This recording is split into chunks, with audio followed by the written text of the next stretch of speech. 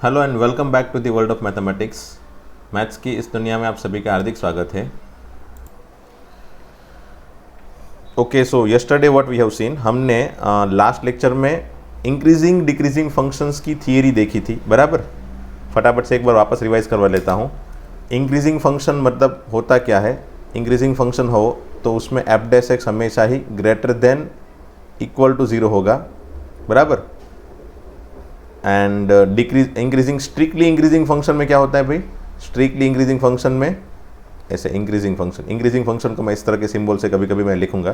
तो strictly increasing function मतलब f dash x greater than equal to 0, but मैंने क्या बताया था? F dash x equal to 0 can be possible at only discrete point, है ना। कहीं पे ही पॉसिबल होगा, डिस्क्रीट पॉइंट पे ही पॉसिबल होगा इक्वलिटी, है ना। क्या फ़र्क मैंने बताया था ग्राफ में? तो ये जो है वो इंक्रीजिंग फंक्शन है, बट ऐसे समझ लो, ऐसे बना के रखा, फिर ऐसे बना के रखा, तो ये जो पॉइंट है ना, कहीं कहीं पे वो ऐसे 0 बन जाता है। उसका ग्राफ जो है ना, उसका स्लोप कहीं पे 0 बन जाएगा। ये f dash x equal to 0 at only one point, ये पर्टिकुलर लाइन के लिए भी उसका एफ डैश जो है वो 1 0 हो गया, है ना। अच्छा, एफ डैश एक्स 0 मतलब पता चल रहा है ना, एफ डैश एक्स मतलब वो पर्टिकुलर पॉइंट का टेंजेंट का स्लोप, है ना। समझ लो यहाँ पे एक पॉइंट लिया तो ये पॉइंट के लिए टेंजेंट ये बनेगी, और इस टेंजेंट वाली लाइन का स्लोप जो होगा वो हमेशा ही एफ डैश एक्स होता है, ठीक है। टेंजेंट मतलब एफ डैश एक्स। तो जो टेंजेंट होगा इस लाइन, इस पर्टिकुलर पॉइंट का, वो टेंजेंट क्या होगा? एक्स एक्सिस के पैरेलल होगा। तो टेंजेंट एक्सिस के पैरेलल है मतलब स्लोप क्या हो गया? 0, है ना। टेंजेंट मतलब स्लोप, और स्लोप टेंजेंट का स्लोप मतलब m, और m मतलब tan थीटा भी लिख सकते हो। और थीटा इक्वल टू 0 होगा किसके लिए? जब x एक्सिस के पैरेलल हो तब, है ना। तो that is why tan 0 0, hence f dash x is also 0 for what? For such point where tangent is parallel to x axis. I think ये मेरे ख्याल से आपको पता है, ओके। और यही चीज़ मैंने डिक्रीजिंग के लिए बता दी थी। डिक्रीजिंग के लिए एफ डैश एक्स क्या होता है? लेस देन और equal to 0। And strictly decreasing के लिए क्या होता है? F dash x less than और इक्वल टू 0, बट हियर मैंने क्या बताया? Again f dash x equal to 0 can be possible at only discrete point, ठीक है। मोस्टली तो इक्वलिटी एक साथ में बहुत सारे पॉइंट में आएगी तभी इंक्रीजिंग या स्ट्रिक्टली इंक्रीजिंग बोलेंगे। वैसे एक चीज़ और बता दूँ, समझ लो कोई फंक्शन स्ट्रिक्टली इंक्रीजिंग है, बराबर, स्ट्रिक्टली इंक्रीजिंग है, ऐसे बढ़ते ही जा रहा है, तो उसको इंक्रीजिंग बोल सकते हैं भाई। इसको इंक्रीजिंग भी बोल सकते हैं एंड स्ट्रिक्टली इंक्रीजिंग भी बोल सकते हैं। जरूरी नहीं है कि भाई इसको स्ट्रिक्टली इंक्रीजिंग ही बोला जाए, है ना। इसको मैं इंक्रीजिंग बोल दूँ तो कोई ना नहीं बोलेगा भाई, कोई ऐसा नहीं बोलेगा भाई इसको इंक्रीजिंग क्यों बोला भाई, ये स्ट्रिक्टली इंक्रीजिंग है, इसको इंक्रीजिंग नहीं बोलना चाहिए, ऐसा नहीं है ना। बट हाँ, अगर कोई फंक्शन सिर्फ इंक्रीजिंग फंक्शन है, मतलब ऐसा भी कोई पॉसिबिलिटी बन रही है, बराबर, तो इसको मैं इंक्रीजिंग बोल सकता हूँ, बट इसको स्ट्रिक्टली इंक्रीजिंग नहीं बोल सकता, है ना। स्ट्रिक्टली इंक्रीजिंग मैं इसको नहीं बोल सकता। क्यों? क्योंकि ये स्ट्रिक्टली इंक्रीजिंग की कोई कंडीशन होल्ड नहीं कर रहा है ना। सो मैं क्या बोल सकता हूँ? ये दोनों फंक्शन इंक्रीजिंग है, बट ये वाला फंक्शन स्पेसिफिकली स्ट्रिक्टली इंक्रीजिंग है ना, स्पेसिफिकली स्ट्रिक्टली इंक्रीजिंग है। तो कभी भी मोस्टली क्वेश्चन कैसे आएंगे भाई? इंक्रीजिंग है कि नहीं, डिक्रीजिंग है कि नहीं, वही चेक करने के लिए होंगे। तो सभी फंक्शन में इंक्रीजिंग वाली कंडीशन क्या है भाई? तो ग्रेटर देन इक्वल टू 0 लगा देंगे हम इंक्रीजिंग के लिए, एंड डिक्रीजिंग के लिए हम लेस देन इक्वल टू 0 लगा देंगे, बराबर। स्पेसिफिकली अगर कहीं पे कोई बात करनी हो कि भाई ये स्ट्रिक्टली इंक्रीजिंग है कि नहीं, तो हम ये कंडीशन चेक करेंगे, इक्वलिटी एक सिंगल पॉइंट पे है या फिर कंटिन्यूस पॉइंट पे है, ओके। बाकी इंक्रीजिंग डिक्रीजिंग के लिए तो हम directly less than equal to 0, greater than equal to 0 check कर लेंगे, okay. So let start with the example. सब एग्जांपल से स्टार्ट करते हैं मेरे ख्याल से। अब आप तक जो भी थियरी पढ़ी वो सब में मेरे ख्याल से आप लोग बोर हो गए होंगे। डेफिनेटली थियरी थोड़ी बहुत तो बोरिंग होती है, बट एग्जाम्पल में आपको ज़्यादा समझ में आएगा, है ना।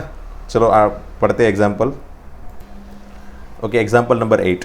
अच्छा, ये पहला ही क्वेश्चन है, एग्जाम्पल है, जिसमें हमको स्ट्रिक्टली इंक्रीजिंग प्रूव करना है। मतलब इसमें अगर इक्वलिटी पॉसिबल होगी तो सिंगल पॉइंट पे पॉसिबल होगी, और ना पॉसिबल ना हो तो भी चल जाएगा भाई। सिर्फ एफ डैश ग्रेटर देन 0 हो तो भी चल जाता है, तो भी ये स्ट्रिक्टली इंक्रीजिंग है ना। ऐसा ज़रूरी नहीं है, बट अगर इक्वलिटी है तो फिर वो सिंगल पॉइंट पे है ना। जैसे अगर मैं कोई फंक्शन ऐसा बोल दूँ कि ये फंक्शन ऐसा ही चल रहा है, ऐसा ऐसे ऐसे, तो यहाँ पे ऐसा कोई पॉइंट मिला ही नहीं जिसके लिए स्लोप 0 हो, है ना। कोई भी पॉइंट ऐसा नहीं मिला मुझे जिसके लिए स्लोप 0 हो। देखो ऐसे चलते ही जा रहे चलते ही जा रहे चलते ही जा रहे, तो कहीं पे ऐसा मिला ही नहीं ना कोई पॉइंट जहाँ पे स्लोप 0 हो। तो ये एक्चुअल में स्ट्रिक्टली इंक्रीजिंग है, स्ट्रिक्टली इंक्रीजिंग, ठीक है। SI मतलब स्ट्रिक्टली इंक्रीजिंग, ठीक है। तो इसमें भी कुछ ऐसा ही बन रहा होगा, देखते हैं चलो। इंक्रीजिंग या डिक्रीजिंग फंक्शन या फिर स्ट्रिक्टली इंक्रीजिंग या स्ट्रिक्टली डिक्रीजिंग फंक्शन के लिए सबसे पहले मैं क्या करूँगा, इसका डिफ्रेंशिएशन फाइंड करके ही देखूंगा। तो सबसे पहले मैं क्या करेंगे, डिफ्रेंशिएशन फाइंड करेंगे एफ डैश एक्स। तो एक्स क्यूब का डिफ्रेंशिएशन 3x² माइनस 3x² का 6x प्लस 4। ओके, ये क्वाड्रेटिक इक्वेशन आ गया है ना। आंसर में क्या आया, क्वाड्रेटिक इक्वेशन। तो लेट अस सी इसमें कोई परफेक्ट स्क्वायर बनेगा कि नहीं, क्योंकि पॉजिटिव है क्या नेगेटिव है मुझे एनी हाउ चेक क्या करना है भाई, एफ डैश एक्स पॉजिटिव है क्या नेगेटिव है क्या, पॉजिटिव कहाँ पे है नेगेटिव कहाँ पे है वो चेक करना है। तो डेफिनेटली पॉजिटिव कहाँ पे है नेगेटिव कहाँ पे है, उसका पॉजिटिव नेगेटिव बिहेवियर अगर चेक करना हो तो मोस्टली अगर क्वाड्रेटिक इक्वेशन हो ना, अगर मेरे पास एफ डैश एक्स में क्वाड्रेटिक इक्वेशन हो तो मैं हमेशा ही परफेक्ट स्क्वायर बना के ही देखूंगा, है ना। तो चलो परफेक्ट स्क्वायर बनाते हैं, और उसके पहले ऐसा हो तो 3 कॉमन निकाल लेते हैं, है ना। या फिर नहीं निकालना हो तो भी चल जाता है, ऐसा कुछ नहीं है। चलो निकाल ही लेते 3 कॉमन, ताकि एक्स का कोफिशिएंट 1 बन जाए। x² माइनस 2x प्लस 4/3 ऐसा है। चलो ठीक है, 3 कॉमन निकाल लिया। अब परफेक्ट को बनाने का तरीका मैंने ऑलरेडी 11th में बहुत ही सिंपल शॉर्टकट तरीके से बताया था, याद रखना। क्या करते हैं हम लोग, पहले ये x² को देख के उसका x लिख लेते हैं बराबर ब्रैकेट के अंदर, फिर ये माइनस को देख के माइनस करते हैं, फिर ये मिडिल टर्म को देख के उसका हाफ लिख लेते हैं, तो इसका हाफ 1, x नहीं x का कॉफिशिएंट जो भी है ना उसका हाफ, ठीक है 1, फिर ब्रैकेट ख़त्म, स्क्वायर कर दिया।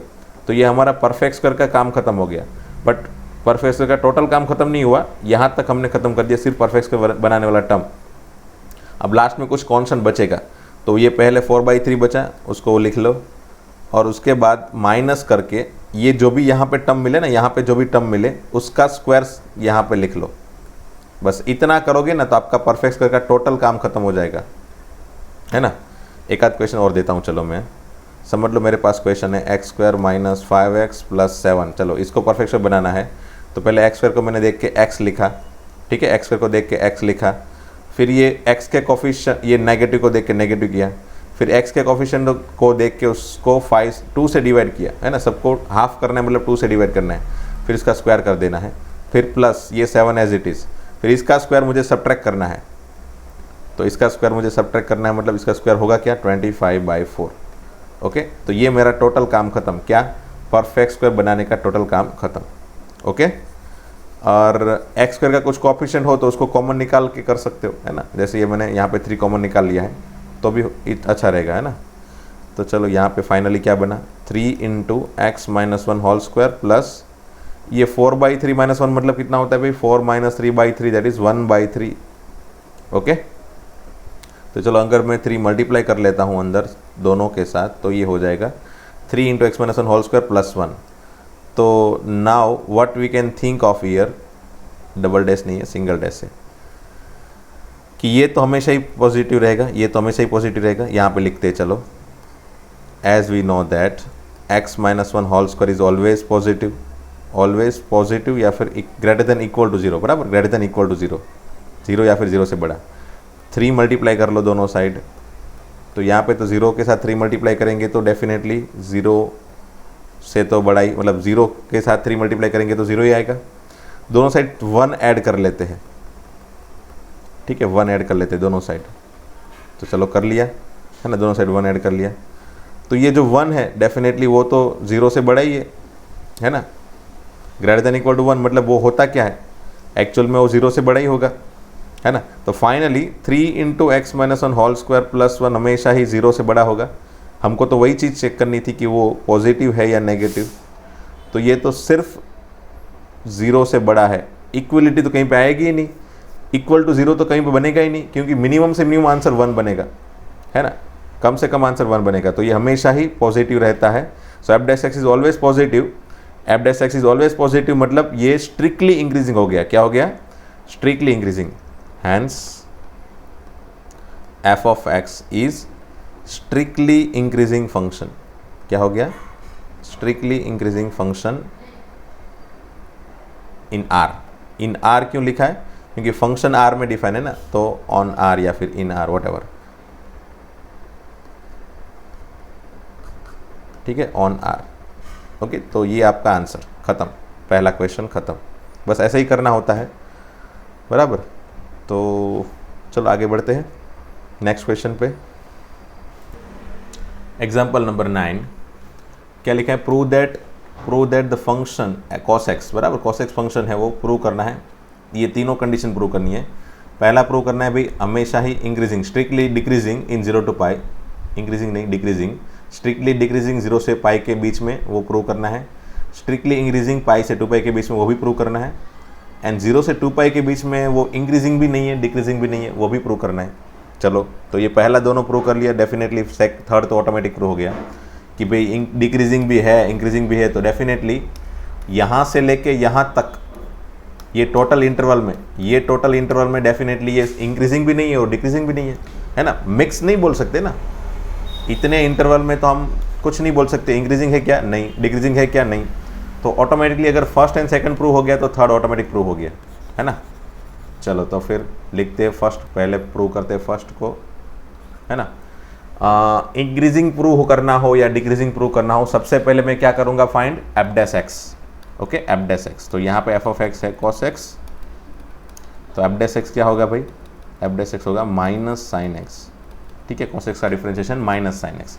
Now what we need to talk about 0 to pi, है ना। x कहाँ पे? 0 to पाई, 0 से पाई के बीच में है। तो लिखते हैं if x belongs to 0 to pi, definitely अगर x 0 से पाई के बीच में है तो वहाँ पे साइन x की वैल्यू क्या होगी भाई? हाँ, साइन x की वैल्यू हमेशा ही पॉजिटिव, है ना। इक्वलिटी आएगी क्या यहाँ पे? नहीं आएगी। क्यों नहीं आएगी? क्योंकि यहाँ पे 0 and पाई नहीं लेना है ना, ये नहीं लेना है, ये सभी बाकी सब पॉइंट लेने हैं, यहाँ से लेके ये पॉइंट सभी लेने हैं, बट वहाँ पे 0 and पाई नहीं लेना है, बराबर। और साइन एक्स की वैल्यू 0 कहाँ पे होती है? तो यहाँ पे 0 होगी और यहाँ पे 0 होगी, बराबर। फिर बढ़ते यहाँ पे 1 हो जाएगी, अगेन 1 से कम होते 0 होती है। So any how sine x की वैल्यू हमेशा ही 0 से बड़ी होगी, वो कभी 0 नहीं होगी इन बिटवीन 0 to पाई, है ना। 0 and पाई के लिए 0 होती है, बट 0 and पाई नहीं लेना है यहाँ पे, है ना, ओपन इंटरवल दिया है इसलिए। So sine X is positive. Okay, sine x positive है, हमको ये क्रिएट करना होगा, बराबर, ये हमको क्रिएट करना होता है। So let me create it. कैसे क्रिएट करेंगे भाई? नेगेटिव से मल्टीप्लाई करके, तो माइनस साइन एक्स दोनों साइड मल्टीप्लाई कर देते हैं, इनइक्विटी चेंज हो जाती है जब नेगेटिव मल्टीप्लाई करते हैं। तो अब माइनस साइन एक्स मतलब क्या? एफ डैश एक्स, तो एफ डैश एक्स क्या आ गया? Less than 0।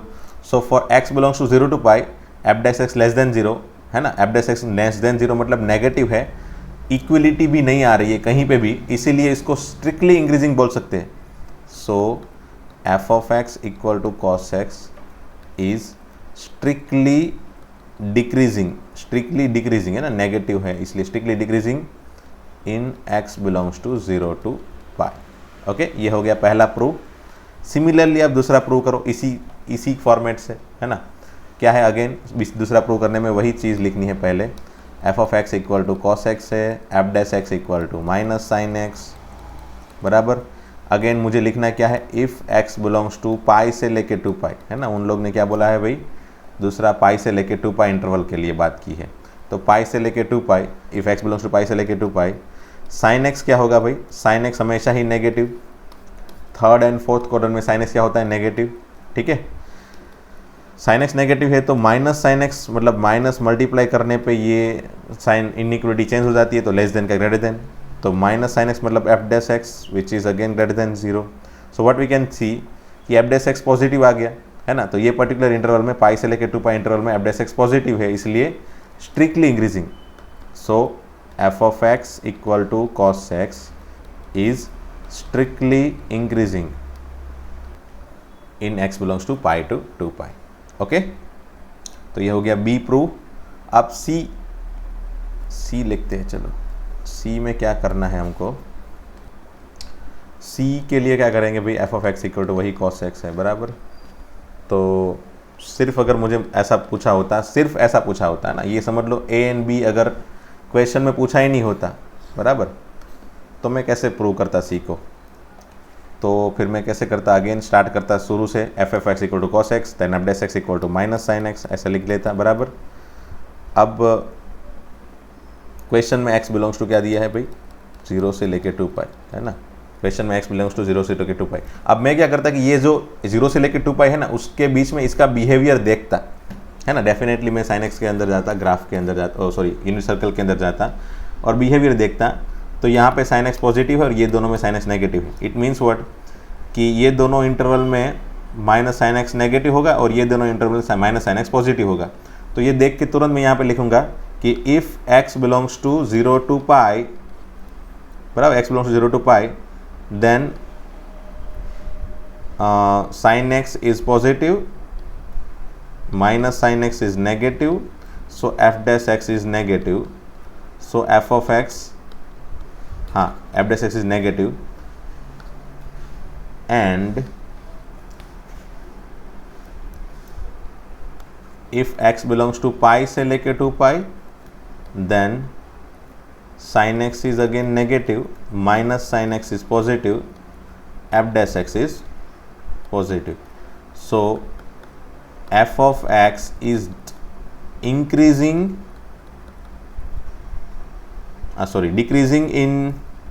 decreasing in 0 से लेके पाई and increasing इन पाई से लेके 2 pi, but F of X is neither increasing nor decreasing in x belongs to 0 से लेके 2 पाई। बट 0 से लेके 2 पाई तक तो वो इंक्रीजिंग डिक्रीजिंग दोनों में से कोई एक चीज़ नहीं बोल सकते ना। क्यों नहीं बोल सकते? वही अगेन वही रीज़न कि भाई 0 से लेके पाई वो डिक्रीज हो रहा है बराबर, एंड पाई से लेके 2 पाई वो इंक्रीज हो रहा है। तो इसका मतलब क्या हुआ भाई? इसका मतलब सिंपल ये हुआ कि भाई 0 से लेके 2 पाई के बीच में अगर मैं बातें करूँ तो ये इसका बिहेवियर क्या है? इंक्रीजिंग है? नहीं। डिक्रीजिंग है? नहीं। तो दोनों में से एक भी नहीं लिख सकता, है ना। तो जब भी कोई फंक्शन पर्टिकुलर इंटरवल में दोनों behaviour they they, increasing decreasing दोनों बिहेवियर दे दे, तो डेफिनेटली वो पर्टिकुलर इंटरवल में वो इंक्रीजिंग भी नहीं है, डिक्रीजिंग भी नहीं है ना। बट हाँ, उसको टुकड़े बना के लिख सकते हो, इंटरवल के टुकड़े बना के हम इंक्रीजिंग या फिर डिक्रीजिंग लिख सकते हो सेंटेंस कि भाई ये 0 से पाई के अंदर डिक्रीजिंग है, पाई से 2 पाई के अंदर इंक्रीजिंग है। ऐसे टुकड़े बना के हमेशा ही लिख सकते हैं। बट अगर कंटिन्यूसली एक इंटरवल में पूरा का पूरा सेंटेंस लिखना हो तो we can not write that this one is increasing और decreasing. Okay, so that's all. ये हो गया अपना question. Okay, so let's start with example number 10। Find the interval in which this function is strictly increasing and strictly decreasing। ठीक है, तो मैंने क्या बताया था? सबसे पहले क्या बताना है, करना है भाई? डिफ्रेंशिएशन फाइंड करना है। फंक्शन क्या है? x² - 4x + 6 f dash x equal to 2x - 4। Okay, अब यहाँ से क्या करो आप? जनरली यहाँ से क्या करो, once you got this position, f dash x की वैल्यू मिल जाए, उसके बाद हर एक, ये अभी आज यहाँ से लेके सभी क्वेश्चन के लिए मैं एक हिंट दे रहा हूँ कि आपको एक बार एफ डैश एक्स मिल जाए ना, उसके बाद उसको 0 बना लो। क्या करो? उसको 0 बना लो, है ना। तो उसको 0 बना के यहाँ पे लिखो, if 2x - 4 equal to 0 then x equal to क्या होगा भाई? जो पॉइंट मिले वो सभी पॉइंट लिखो। वैसे यहाँ पे एक ही पॉइंट मिलेगा, कौन सा? 2। ठीक है, तो x इक्वल टू 2 पे इस पार्ट को, इस पर्टिकुलर इंटरवल को डिवाइड कर दो। किसको? कौन से इंटरवल को डिवाइड करो? तो जिस इंटरवल में मुझे ये फंक्शन डिफाइन करना है वो, तो ये फंक्शन इस इंटरवल में डिफाइन है भाई। तो ये तो polynomial function definitely x belongs to r के अंदर डिफाइन है ना। तो x belongs to r interval जो है उसको डिवाइड कर दो 2 के पार्ट से। ठीक है, चलो तो मैं डिवाइड कर देता हूँ ये 2 बराबर। तो 2 से लेके इनफाइनाइट और माइनस इनफाइनाइट से लेके 2, ऐसे 2 पार्ट बनेंगे, है ना। माइनस इनफाइनाइट से लेके 2 एंड 2 से लेके इनफाइनाइट, ऐसे 2 पार्ट बन जाएंगे। अब क्या करो, 2 से लेके 2 से बड़ी कोई वैल्यू इसके अंदर रख के देखो। मैजिक देखो, 2 से बड़ी वैल्यू रख के यहाँ पे मैजिक देखो क्या हो रहा है, पॉजिटिव आ रहा है नेगेटिव आ रहा है। You will find that it is always positive. See समझ लो, मैंने 3 रखा, 3 2 6 -4 पॉजिटिव, 10 रखा, 10 2 20 -4 पॉजिटिव, 1000 रखा डेफिनेटली पॉजिटिव, है ना। 2.1 रखोगे तो भी 2.1 × 2 दैट इज 4.2 -4, 4.2 -4 0.2 पॉजिटिव, है ना। तो 2 से बड़ी वैल्यू के लिए ये पॉजिटिव बन रहा है, एंड 2 से वैल्यू कोई भी छोटी वैल्यू रख लोगे ना, you will find that it is negative. See x = 1 रख लो, 2 से छोटा 1 रख लो, 2 × 1 विच इज 2, 2 - 4 -2 डेफिनेटली नेगेटिव। तो 2 से सभी छोटी वैल्यू के लिए वो नेगेटिव है। तो हम क्या लिख सकते हैं भाई यहाँ पे, दैट ईयर, या फिर इफ x बिलोंग्स टू -∞ से लेके 2 बराबर। अच्छा, जब स्ट्रिक्टली इंक्रीजिंग हो या स्ट्रिक्टली डिक्रीजिंग हो तो इंटरवल हम ओपन में रखेंगे। क्यों? क्योंकि इक्वल टू 0 नहीं करना है हमको, है ना। f' पॉजिटिव या फिर नेगेटिव रखना है, इक्वल टू 0 नहीं लाना है ना, ग्रेटर देन होना चाहिए, इक्वल टू 0 नहीं होना चाहिए। सो -∞ से लेके 2, -∞ से लेके 2 तक f' क्या आ रहा है भाई, f' क्या आ रहा है, f' नेगेटिव आ रहा है, नेगेटिव, ठीक है।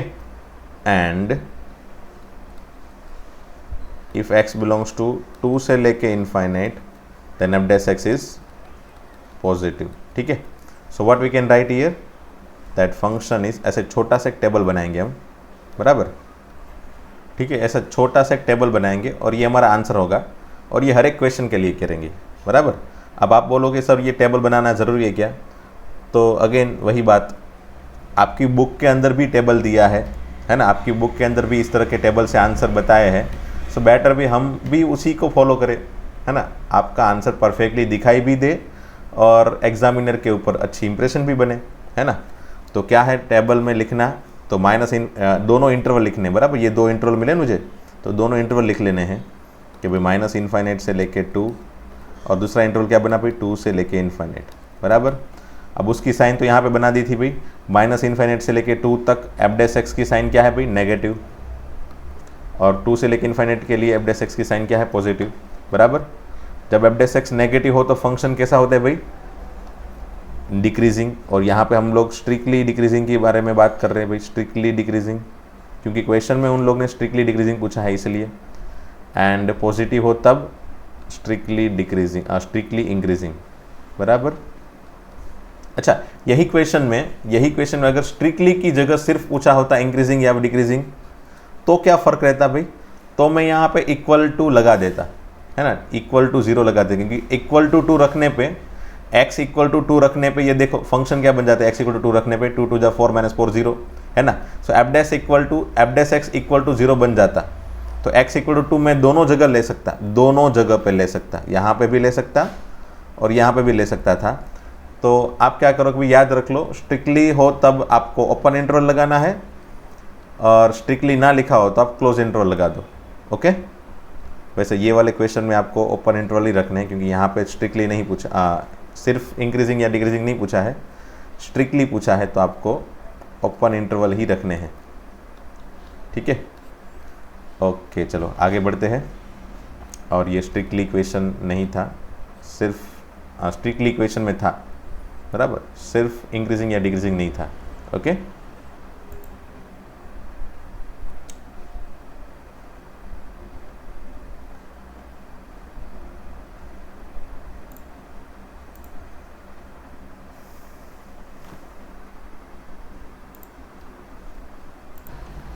तो नोट देख लेते हैं एक छोटी सी, कि लिखो if f(x) is strictly increasing, उसके लिए हमको आंसर क्या मिला था भाई, x बिलोंग्स टू, ये नोट में है, बराबर, 2 से इनफाइनाइट, है ना। स्ट्रिक्टली इंक्रीजिंग के लिए 2 से इनफाइनाइट है, ठीक है। और सिर्फ इंक्रीजिंग होता तो हम आंसर क्या लिखते थे भाई, क्या लिखेंगे, 2 से इनफाइनाइट, ओके। ये second, if f(x) is strictly decreasing, अगर ये होता, ये था ही, और उसके लिए हमने आंसर लिखा था -∞ से लेके 2, बट सिर्फ डिक्रीजिंग होता, बराबर, f(x) सिर्फ डिक्रीजिंग होता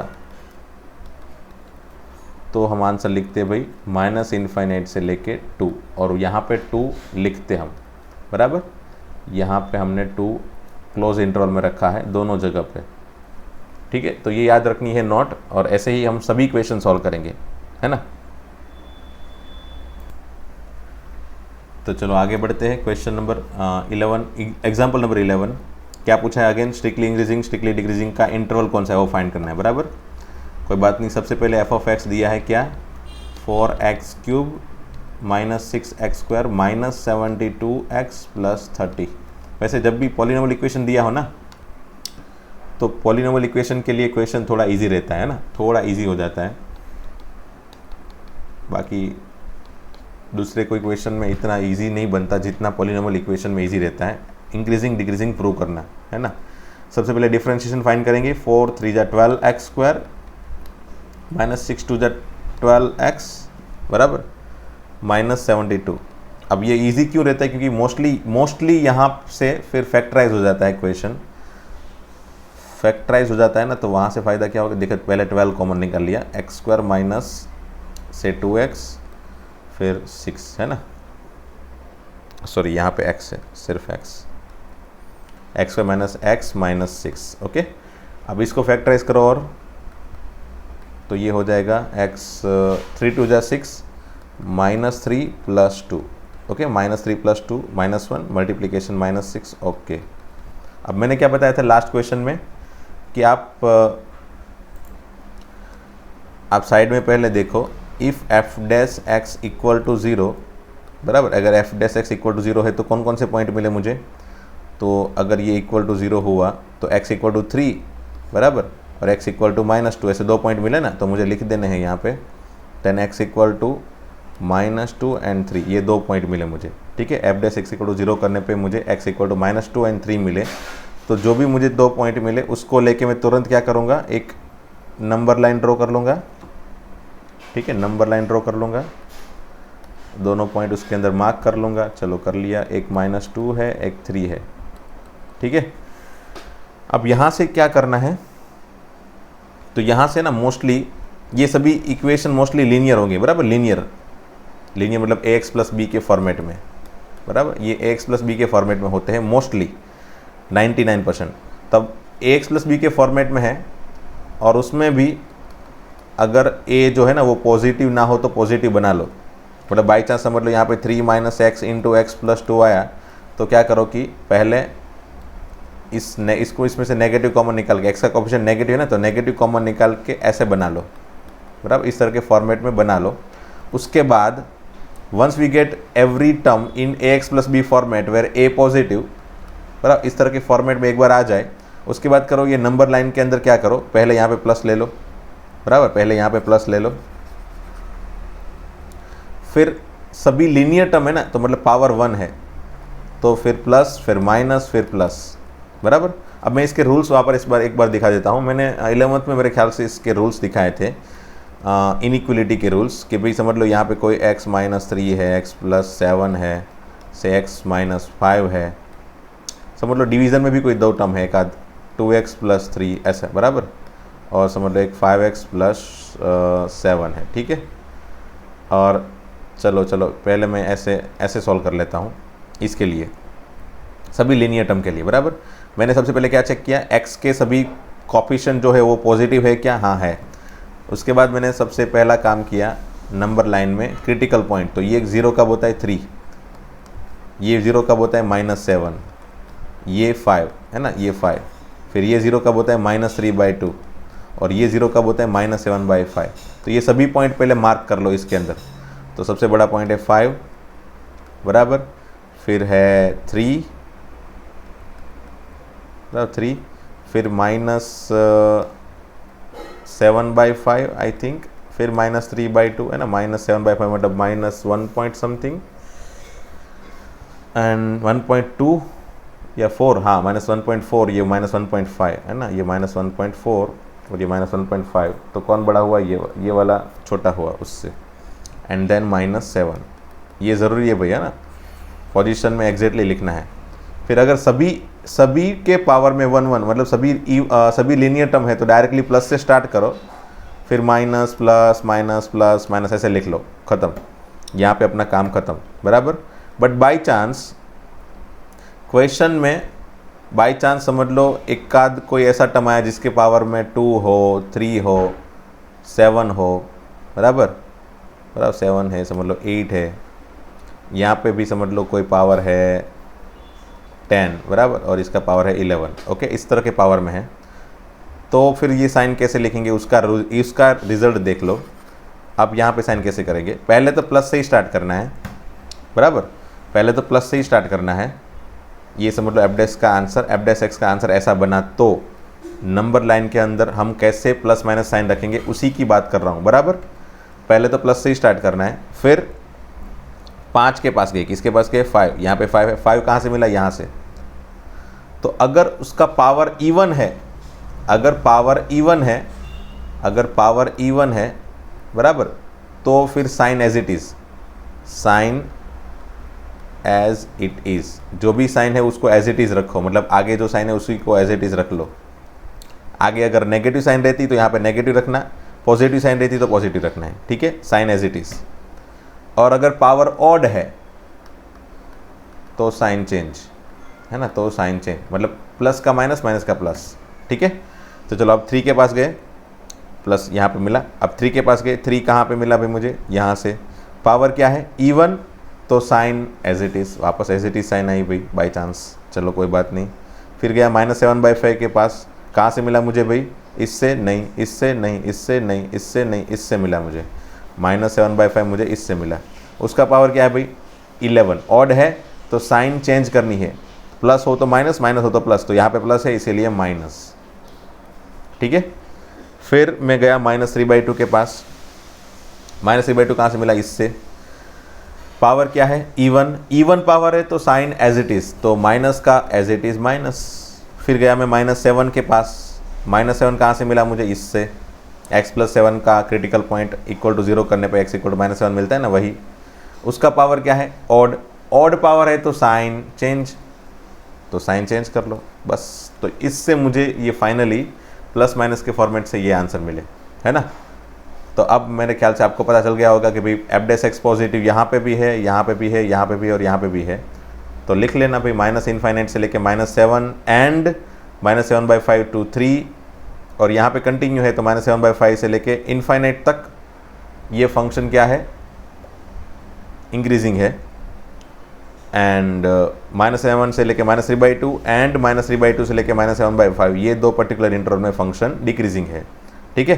तो ये तो मैंने क्वेश्चन थोड़ा आपको बड़ा जनरेट करके बना दिया। क्यों बनाया जनरेट करके ये, ताकि आपको इस तरह के क्वेश्चन में पता चले कि यहाँ पे पावर ऑड है, सभी में पावर ऑड है तो फंक्शन में साइन चेंज करते रहते हैं हम लोग, है ना। जैसे हम पहले 3 के पास गए, पावर देखा 1 ऑड है इसलिए प्लस का माइनस ले लिया। फिर -2 के पास गए, कहाँ से मिला, यहाँ से, उसका पावर क्या है 1, मतलब ऑड है तो वापस साइन चेंज कर ली, माइनस का प्लस। इसलिए मैं बोल रहा हूँ कि भी सभी अगर लीनियर टर्म है, मतलब पावर ऑड होता है, 1 होता है, तो हमेशा ही साइन चेंज होती रहती है, plus minus plus minus plus minus. आगे प्लस से स्टार्ट करना है, वो खास भूलना मत, बराबर। अगर बाई चांस जैसे मैंने यहाँ पे बताया था कि अगर ऐसा होता, बराबर, तो मैं क्या करता, मैंने क्या बताया भाई आपको, तो इसमें से नेगेटिव कॉमन निकाल देते, तो -12 x - 3 x + 2, बराबर। अगेन फिर वही हमने पहले जोलम मजोल कर लिया भाई, ये -2, ये 3, ये प्लस माइनस प्लस, बराबर। अब आगे नेगेटिव साइन है ना, ये नेगेटिव साइन को यूज़ कैसे करेंगे, तो ये इस नेगेटिव साइन की वजह से, इस नेगेटिव साइन की वजह से ये सबकी साइन चेंज, ये माइनस हो गई, ये माइनस प्लस हो गई, और ये प्लस माइनस हो गई। तो अगर बाई चांस आगे नेगेटिव साइन है तो फाइनल जो भी नंबर लाइन के अंदर हमको प्लस माइनस साइन मिलती है ना, उसका अपोजिट ले लो, है ना, उसका अपोजिट ले लो। ये आगे की नेगेटिव साइन का पर्पज़ ये होगा, अगर हो तो, है ना, ठीक है। अब मेरे ख्याल से कोई रूल्स बाकी नहीं है, अब कोई भी क्वेश्चन हो आप धड़ाधड़ कर सकते हो, है ना। तो चलो इसको करते हैं पहले। कोई आगे नेगेटिव साइन नहीं है इसलिए हम आगे इसका अपोजिट साइन लेके वापस दूसरा कोई फंक्शन, दूसरी कोई अलग से साइन नहीं लेंगे, यही साइन हमारे आंसर होंगे, बराबर। तो क्या बना भाई, इससे डायरेक्टली हमको क्या लिखना है, if x belongs to minus infinite से लेके -2, बराबर, स्ट्रिक्टली इंक्रीजिंग है ना, तो यहाँ पे ओपन इंटरवल, एंड 3 से लेके इनफाइनाइट, अगर x माइनस इनफाइनाइट से लेके -2 है एंड 3 से लेके इनफाइनाइट है, देन उस पर्टिकुलर इंटरवल में f' क्या है भाई, पॉजिटिव है। क्या है, पॉजिटिव। f' की वैल्यू क्या है, पॉजिटिव। ये f' की वैल्यू पॉजिटिव है, ठीक है। And if x belongs to क्या है, -2 से लेके 3, देन उस पर्टिकुलर इंटरवल में f' क्या है भाई, नेगेटिव है, बराबर। तो फाइनली ये पॉजिटिव है, तो इस पर्टिकुलर ये दोनों इंटरवल में स्ट्रिक्टली इंक्रीजिंग और इस इंटरवल में स्ट्रिक्टली डिक्रीजिंग, है ना। उसको मैंने क्या बताया था, टेबल से टेबल से बनाओ, है ना, टेबल से आपको ये सब क्रिएट करना है। तो टेबल क्रिएट करो वहाँ पे, से ये टेबल बना लिया, बराबर। अब आपको क्या करना है भाई, आपको तो वही इंटरवल लिखने हैं यहाँ पे आपके आंसर के। तो डिक्रीजिंग वाले कौन से भाई, हाँ, -2 से लेके -2 से लेके 3, और इंक्रीजिंग वाले कौन कौन से थे, तो माइनस इनफाइनाइट से लेके -2 एंड 3 से लेके इनफाइनाइट। सी यहाँ पे मैं यूनियन नहीं लगाऊंगा, आप वो खास देखना है ना, कभी यूनियन मत लगाना, माइनस इनफाइनाइट से लेके -2 यूनियन 3 से लेके इनफाइनाइट, है ना। यूनियन लगा के आंसर मत लिखना कभी भी, है ना। अगर यूनियन लगाते तो होता क्या है, समझ लो मैं ऐसा बोल रहा हूँ कि भाई ये माइनस इनफाइनाइट से लेके -2 एंड 3 से लेके इनफाइनाइट, बराबर। तो इस पर्टिकुलर इंटरवल में ग्राफ क्या था भाई, इंक्रीजिंग था ना। तो कुछ ग्राफ ऐसा बना, समझ लो कि भाई इंक्रीजिंग है यहाँ तक, फिर हाँ इंक्रीजिंग है, फिर यहाँ से ग्राफ डिक्रीज हो रहा है यहाँ तक, फिर वापस ग्राफ इंक्रीजिंग हो रहा है, बराबर। तो अगर मैं यहाँ पे यूनियन लेता, बराबर, सपोज, तो मैं x1 x2 पॉइंट तो कोई भी ले लेता, है ना। x1 x2 पॉइंट अगर मैं ऐसा होता कि भाई माइनस इनफाइनाइट से लेके -2 यूनियन 3 से इनफाइनाइट, बराबर। तो थियरम 1 के बेस से भाई, थियरम 1 कल मैंने सिखाया था, थियरम 1 के बेस से, ये थियरम 1 मैंने सिखाया था, बराबर। थियरम 1 मतलब डेफिनेशन 1 सिखाई थी, वहाँ पे मैंने क्या बोला था कि x1 x2 ले लो कहीं से भी वो पर्टिकुलर इंटरवल में। तो यहाँ पे पर्टिकुलर इंटरवल हमने बड़ा से ले लिया, माइनस इनफाइनाइट से लेके -2 यूनियन 3 से इनफाइनाइट, बराबर। तो उसमें से ये इंटरवल में से मैंने कोई भी x1 एंड x2 चूज किए, बराबर। तो ये एक्चुअल में इंक्रीजिंग के लिए ये पॉसिबिलिटी होनी चाहिए। क्या हो रही है देखो,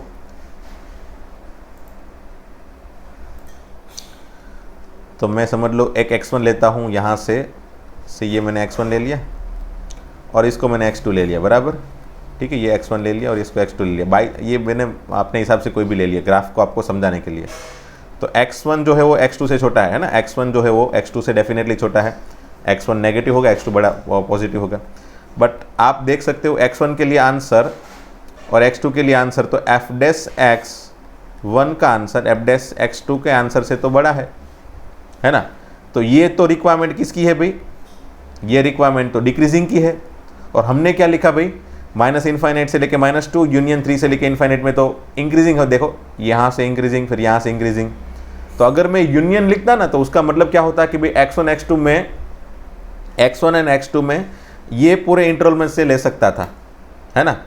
अगर यूनियन लिखता तो ऐसा मीनिंग निकलता कि भाई x1 x2 में ये इंटरवल में से लिख सकता था कि ये, इसको मैं एक इंटरवल समझ के इसमें से मुझे x1 x2 पसंद करने की परमिशन मिल जाती, है ना। इसीलिए, और ऐसे अगर मैं यूनियन लिख के इसमें से x1 x2 की परमिशन, x1 x2 की वैल्यू लेके मैं अगर चूज करता तो ये फंक्शन डिक्रीजिंग की कंडीशन क्रिएट कर देता, देखो। इसीलिए यूनियन नहीं लिखना चाहिए, है ना।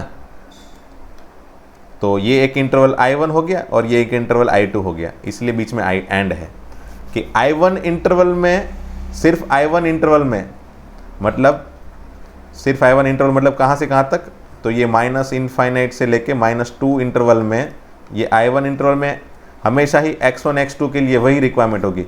अगर ये x1 है और ये x2 है तो डेफिनेटली x1 x2 से छोटा है, तो ये f'(x1) is always f(x1) is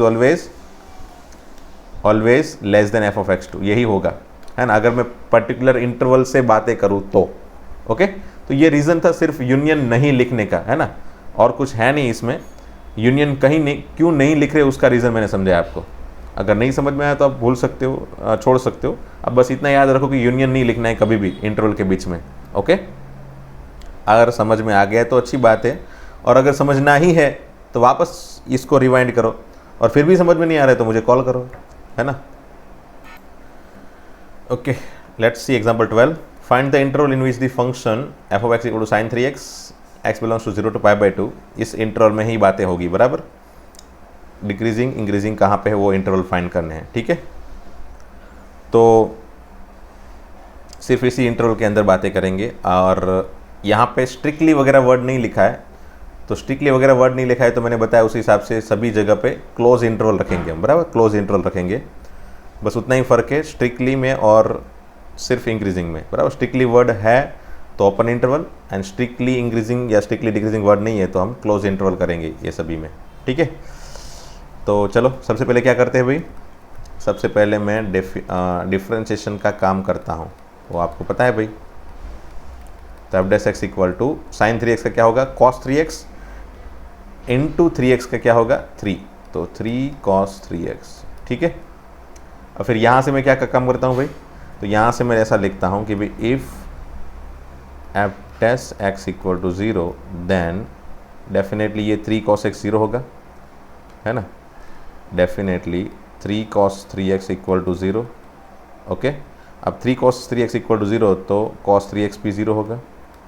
अब cos 3x 0 कब कब होता है भाई, तो cos तो 0 बहुत सारी जगह पे होगा, ये ऊपर भी होगा नीचे भी होगा, बराबर। ऊपर की पोजीशन कौन कौन सी हुई भाई, तो ऊपर π/2 होता है, नीचे 3π/2 होता है, फिर 5π/2 होता है यहाँ पे, फिर 7π/2 होता है। तो कौन कौन से पॉइंट लिखे भाई, तो मुझे कौन कौन से पॉइंट लिखने चाहिए, तो मैं उसके लिए क्या करता हूँ, मैं यहाँ पे इस x से 3x बना लेता हूँ, है ना। x से क्या करता हूँ 3x बना लेता हूँ कि भी here x belongs to 0 to π/2, तो 3x बिलोंग्स टू क्या होगा भाई 0 से लेके 3π/2। तो मुझे इतने इंटरवल तक लेने हैं cos 0, इतने इंटरवल में cos 0 कहाँ पे है वो लेने हैं, ओके। इतने इंटरवल मतलब कहाँ से कहाँ तक का इंटरवल है भाई, ये 0 से लेके 3π/2 तक के इंटरवल में cos कहाँ कहाँ पे 0 होगा, तो यहाँ पे एंड यहाँ पे भी, ओके। तो वो दोनों पॉइंट लिख लेते हैं, चलो। 3x equal to cos 3x 0 है तो 3x क्या क्या होगा भाई, ये एंगल क्या क्या होगा, कौन कौन से पॉइंट, एंगल कौन कौन से पॉइंट होंगे, एक π/2 और एक 3π/2, ठीक है, 3π/2। तो फाइनली x का कोफिशिएंट डिवाइड करने पे, दोनों को डिवाइड कर दो, ये जो x का कोफिशिएंट है ना वो दोनों को डिवाइड कर दो, ये दोनों में, तो x इक्वल टू क्या बनेगा भाई π/6 एंड 3π/6 विच इज़ π/2। अच्छा चलो, ये तो 2 पॉइंट मिले, बराबर, एक तो π/6 और एक π/2। फिर ये जो भी पॉइंट मिले उसको फिर नंबर लाइन के अंदर लेके जाओ, है ना। हमको हमारा काम 0 से π/2 के बीच में करना है, ऐसा उन लोग ने शुरुआत में ही बोल दिया, x का 0 से π/2 के बीच में काम करना है। और इसमें इसके अंदर x इक्वल टू π/6 एंड π/2 ये 2 पॉइंट मिले, तो π/6 तो बीच में होगा कहीं पे, और π/2 तो ये खुद ही है तो 2 बार थोड़ी लिखना होगा। तो एनी हाउ मेरे पास ये 3 पॉइंट है, बराबर। अब इसके बाहर तो काम करना ही नहीं है, बराबर, इसके बाहर काम करना नहीं है, बराबर। और जब भी फंक्शन साइन कोस के फॉर्म में हो, सब भी फंक्शन साइन के उसके फॉर्म में हो तो हमको चेक करनी होती है वैल्यू, है ना। वैल्यू चेक करके फिर पॉजिटिव नेगेटिव डिसाइड करो, ओके। तो 0 से π/6 के बीच में, 0 से π/6 के बीच में इसका बिहेवियर कैसा होगा देखो, पॉजिटिव या नेगेटिव। तो इसको फिर आप नहीं लिखोगे तो भी चल जाएगा, रफ में लिख सकते हो, रफ में कर सकते हो वो काम कि 0 से π/6 के बीच में मैंने कोई भी एक पॉइंट ले लिया, समझ लो अगर x मेरा 0 से π/6 के बीच में है, अगर x मेरा 0 से π/6 के बीच में है तो मेरा 3x कहाँ पे होगा भाई, हाँ, क्योंकि 3x cos 3x बनाना है ना, तो 3x कहाँ पे होगा भाई, तो 3x होगा 0 से लेके 3 मल्टीप्लाई कर लो π/2 के बीच में, ठीक है। तो 3x अगर 0 से π/2 के बीच में मतलब फर्स्ट क्वाड्रेंट में है, तो 0 अगर 3x फर्स्ट क्वाड्रेंट में है तो cos क्या होगा वहाँ पे, cos पॉजिटिव होगा। तो 0 से π/6 के बीच में एफ डैश एक्स पॉजिटिव होगा, तो डेफिनेटली यहाँ पे नेगेटिव होगा। ऐसा ज़रूरी अगेन नहीं है, वापस चेक करके देखो, बराबर। अलग से क्या करो, वापस रफ में ऐसे चाहो x की वैल्यू π/6 से लेके π/2 तक बनाओ, उसके लिए 3x की वैल्यू क्या होगी, तो 3 मल्टीप्लाई कर लो, 2 से लेके 3π/2, ठीक है। तो ये हो गया सेकंड एंड थर्ड क्वाड्रेंट, बराबर, second and third quadrant. Second and third quadrant में कॉस क्या होता है भाई, सेकंड एंड थर्ड क्वाड्रेंट में कॉस होता है नेगेटिव, तो डेफिनेटली ये दोनों, ये इंटरवल में कॉस की वैल्यू नेगेटिव होगी, तो डेफिनेटली f' भी नेगेटिव होगा। ओके, तो चलो ये तो हो गया अपना काम ख़त्म, है ना। क्या लिख सकते हैं यहाँ पे नीचे, हम ये चीज़ यहाँ पे नीचे लिखेंगे कि भी if x belongs to 0 to π/6, बराबर। 0 लेना है, हाँ लेना है, क्योंकि क्वेश्चन के अंदर ही 0 दिया है तो 0 लेना होगा। फिर π/6 लेना है, हाँ लेना है, क्यों, क्योंकि ये क्वेश्चन में इंक्रीजिंग डिक्रीजिंग पूछा है, इक्वलिटी ले सकते हैं। देन f' इक्वल टू जो भी 3 cos x है वो क्या होगा, पॉजिटिव। एंड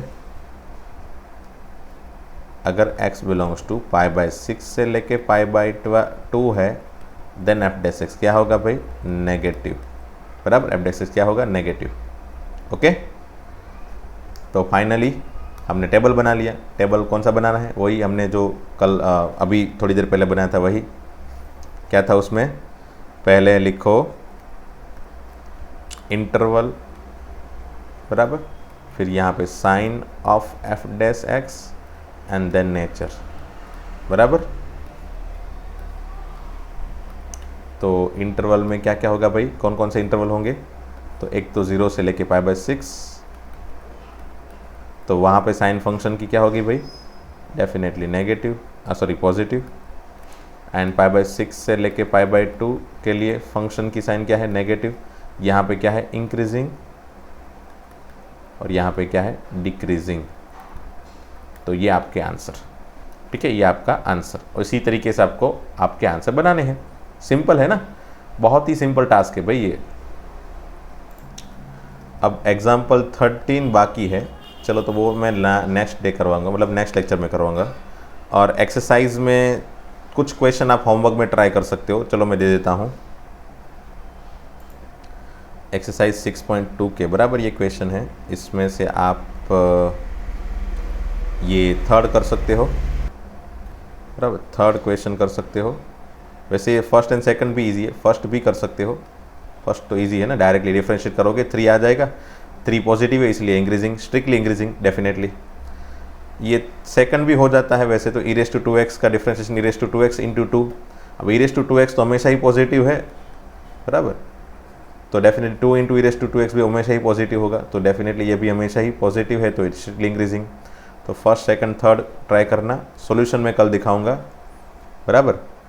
फिर ये फोर्थ फिफ्थ भी हो जाएगा, फंक्शन पॉलिनोमियल है तो डिफरेंशिएशन आराम से करके आप इसमें आपको लीनियर टर्म मिलेगा और इसमें आपको क्वाड्रेटिक टर्म मिलेगा। और इंक्रीजिंग डिक्रीजिंग दोनों है तो डेफिनेटली फैक्टराइज हो जाएगा, फैक्टराइज करके फिर ट्राई करना है ना, जैसे उसमें हमने किया था वैसे ही। फिर ये 6 नंबर का भी कोशिश करना, बराबर, इसमें 5 क्वेश्चन एक साथ में है। ओके, वो सभी पॉलिनोमियल है तो सभी में ये फोर्थ फिफ्थ वाली जो मेथड हमने अप्लाई की थी उसी को लगाना है आपको। तो 1 से लेके 6 तक के क्वेश्चन करना बस, है ना, बस इतने ही करो। फिर आगे 7, 8, 9 से मैं कल करवाऊंगा। चलो ओके, तो चलो मिलते हैं दोस्तों नेक्स्ट लेक्चर में सिमिलर यही क्वेश्चन के सॉल्यूशन के साथ और नए क्वेश्चन के सॉल्यूशन के साथ, ठीक है। चलो ओके, बाय बाय।